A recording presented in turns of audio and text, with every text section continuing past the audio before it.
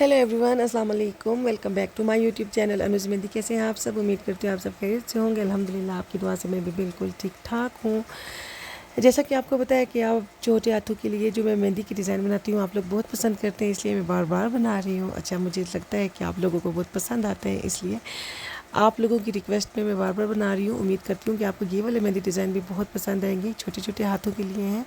अगर तो आपको मेहंदी अच्छी लगती है तो मुझे कमेंट करके लाजमी बताइएगा। और इसके अलावा भी अगर आप और कोई मेहंदी डिज़ाइन देखना चाहते हैं तो मेरे चैनल पे ज़रूर विज़िट करें। और जो मेरे चैनल पे फ़र्स्ट टाइम विज़िट कर रहे हैं उनका तहे दिल से वेलकम करूँगी और बोलूँगी जल्दी से मेरे चैनल को सब्सक्राइब कर दें और बेल आइकन प्रेस कर दें, ताकि इसी तरह के प्यारे प्यारे मेहंदी डिज़ाइन आपको देखने को मिलते रहें।